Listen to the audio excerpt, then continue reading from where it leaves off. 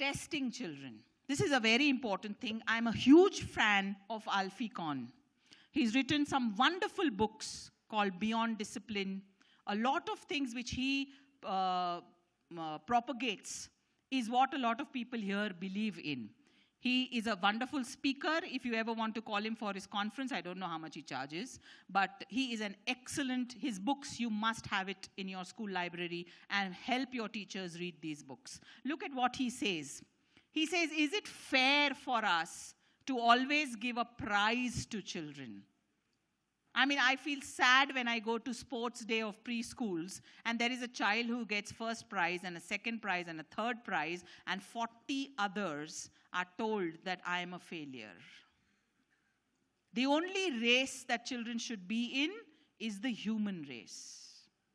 No other race. Why do we want these marks? Yes, the media wants it because their newspapers sell when they announce the CBSE results and the ICSE results. Why do we want this rat race for children? Why do we want them to always work for a prize? What's the prize in life?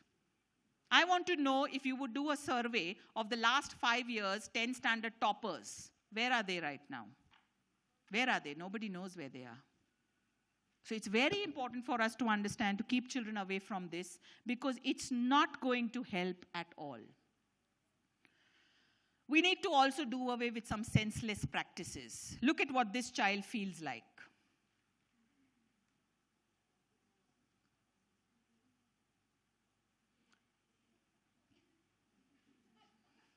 How many preschool teachers and heads here?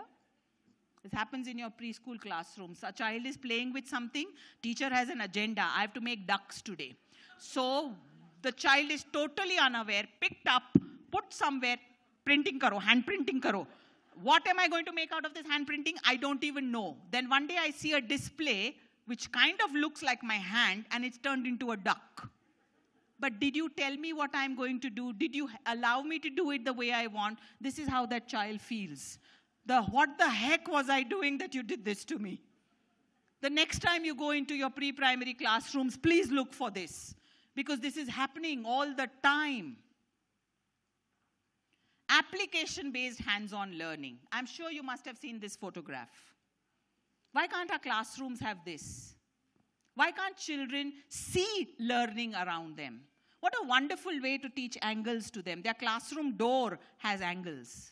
What a wonderful hands-on learning. Look at how these children are learning about the food pyramid. They're actually creating a food pyramid. That's how learning should happen. And then we will grumble about lack of space. Create the space in your mind and your heart, and you will have classroom space. Because it shouldn't stop you. It shouldn't stop. When I train teachers, I love the municipal teachers the most. Because they listen to your training regardless of the fact that there are 80 children in her class. But when I train some other teachers who have just 15 children in her class, she says, how do I do this with the children? So that also you have to tell. You not only have to give them the learning, you also have to tell them how to hold the learning and how to do the learning in the class. Very important. This is what the CEO of Google says. Google auntie, remember? The CEO is a male, and this is what he says. He says Indian education should allow a system of creativity, project-based experiential learning. We should teach students to take risks and not penalize them for being different. Aren't we doing it in our classrooms? Look at this smart child. The question asked by the teacher was, Bobby has 4 dimes, Annie has 30 pennies. Which child has more money? So he writes Bobby.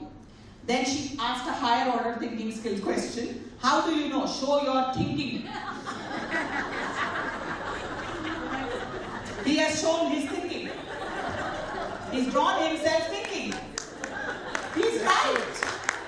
He's right. She didn't frame the question properly.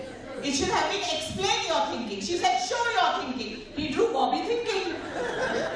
Now this child will be ridiculed by the teacher. I applaud this child. He's the child with intelligence. You said show, so I show. You didn't ask me to explain. I do what you tell me.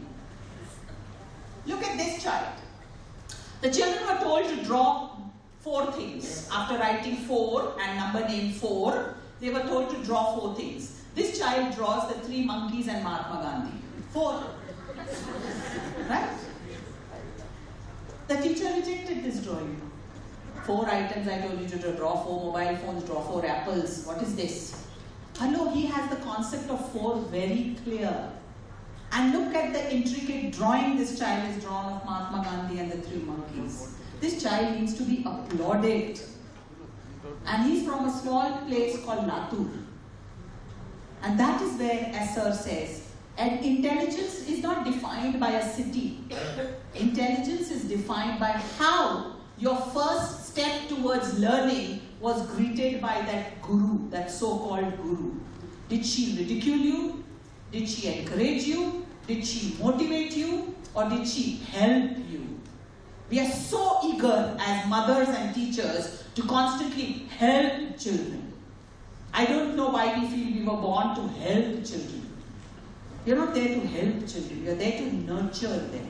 They can do it on their own. I see teachers in schools holding children's hands and writing. And the child is actually like, why are you helping? Are you a helper or are you an educator? It's a prime question you need to ask yourself. These are some of the practice that we need to unbox. Chalk talk, rote learning, drill and grill. It's time to unbox education. Are we giving imagination to our children? Go back to your classrooms, any class, and ask your children to draw a house. And you will realize that imagination is totally killed in our education system.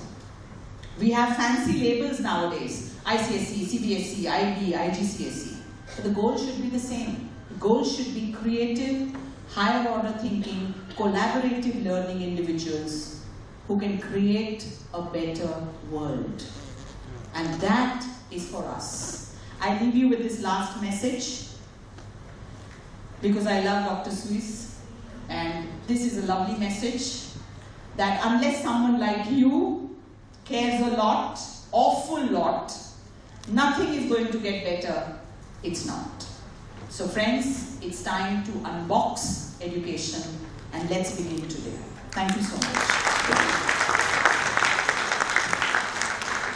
You can now Google me.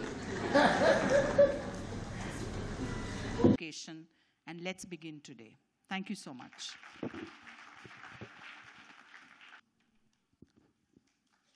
Thank you so much, ma'am, for that inspiring speech and words.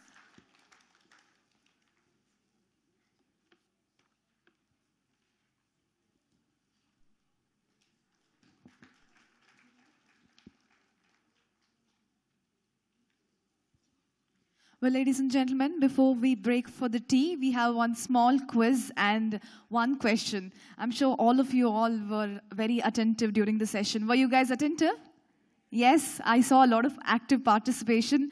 Well, the question goes like this.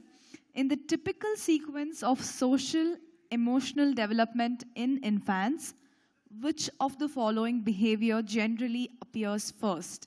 And I'm going to give 4 options. And you will also get goodies for the right answer. I'll repeat the question. In the typical sequence of social emotional development in infants, which of the following behaviors generally appears first? Option A, initiation of play. Option B, stranger anxiety. Option C, reciprocal smile. Option D, separation anxiety. Do you want me to repeat the options or the question? Both? Options? All right, the first option is initiation of play. The second option, stranger anxiety. The third option, reciprocal smile. The fourth option, separation anxiety. I see a hand there. Yes, the first one at the last year. Can someone give the mic over there?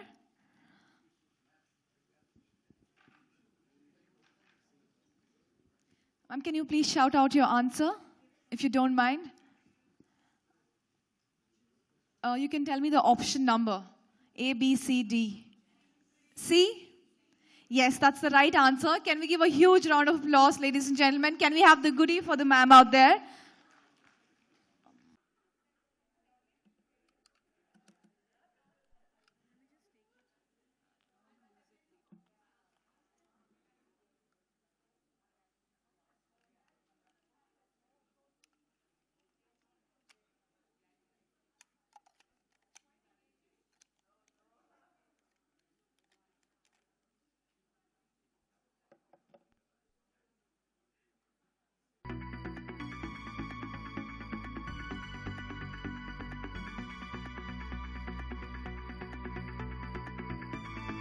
Shake your hands, raise up high, hello. Feeling rejuvenated? Yes? Fresh after the coffee, tea? All right, ladies and gentlemen, welcome back. And let's get started. We have our first guest speaker of the day on sports education for 21st century. Well, we have the speaker, Saumil Majumdar, the co-founder and CEO and alumnus from IIT Bombay and IIM Bangalore. Saumil was the part of the Maharashtra badminton team and the IIT Bombay football team. As founder, director of Sports Village and co-founder and CEO of EduSports, I welcome you, sir. Can we have you on stage? Good morning. I know what you do to students, so when I say good morning, you say good morning. Good morning. Pleasure to be here, very humbled. We've been on this journey of getting children to play for the last 7 odd years. Many of you here have been kind enough to support us. Many of you have been kind enough to rap us on our knuckles when we made some mistakes. Some of you have thrown us out, some of you have kindly called us back in. But we've been trying to stay focused on this whole journey of getting kids to play. But you know, some of the more illustrious speakers before me have raised a set of issues, and I wanted to ask a quiz question. I don't have goodies to give away, but if you can answer that question without the goodies. So, you know, there is something which in schools which can solve the problems that were listed earlier. There are problems of not having creativity, problems of kids not being engaged, problems of teamwork, problems of collaboration, problems of handling diversity, problems of dopamine being low, problem of how do I get serotonin, and lots of things were said. There's one answer that is available. Any guesses on what the answer is? Don't look at the slide. Don't look at the slide. So, yes? Play? Yeah, so okay. So, don't look at the slide, okay? No cheating. So, the questions that we've been asking is does everybody believe that sports can answer all those questions? Collaboration, teamwork, decision making, critical thinking, handling a sports situation which has no rules, how do I figure it out? Everybody agrees? Anybody who doesn't agree? Nobody did? Okay, so if that is the case, then where is the gap? Over the last 7 years, we and a lot of other people like us have tried to knock on doors of people like you and have a slightly different experience, let me say it politely. Slightly different experience than the overwhelming positive response that we hear. So I'm here to present some learnings from our journey. I'm here to present some things that we have had conversations with school leaders. We must have met almost 5,000 school leaders across the country over the last 7 years. We must have met 10,000 odd parents. There are different issues. Parents, school leaders say parents don't want it. Parents say school leaders don't want to do it. Both of them say trustee doesn't want to do it. And you know, we kind of go around and around in all this whole circle. So I want to just present some of these points to you more as conversation points, some of our learnings, and maybe hopefully get you to think about sports as something which might be worthwhile doing. So, sorry, can you move ahead?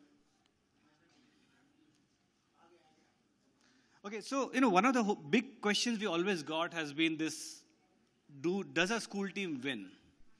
And let me ask you, 2016 Olympics had the India's largest contingent for Olympics. 118 people went.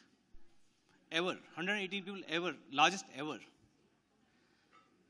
Do you know the budget for training of these Olympic athletes?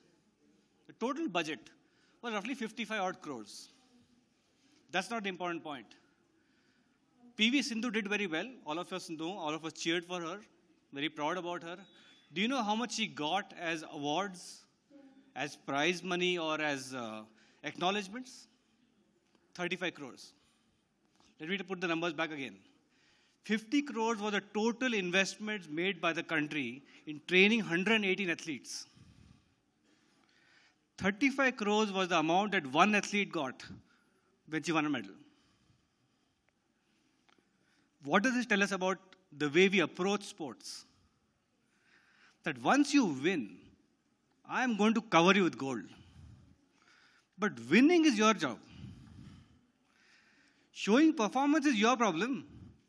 But you show the performance. Then watch how all of us will open our hearts and give you all the money you want. You will be on front page of magazines, you will be in endorsements. But before that, nobody knew Sindhu. So the question to ask is, as a country, and therefore as parents, as school leaders, do we understand what it means to actually, the investment, the time, the effort required to do well in sports? So there is a challenge there. Excuse me, can you move ahead? Or give me a clicker. So one of the issues is we just not a playing country, period. Related issue is a lot of us have not played. A lot of us have not learned as kids. A lot of our physical education sports programs were actually fairly bad. So there is one challenge there. What about our kids? Are they playing enough? Are your kids playing enough? Kids in your schools, are they playing enough? No? One of the problems people point out very often is this. People say, you know what, kids are not playing enough because there are a lot of devices around. How many of you believe that kids are not playing enough because there are a lot of devices? Everybody, they are not playing because of devices, because of computers and iPhones? I think it is not because of the device. Can I give you the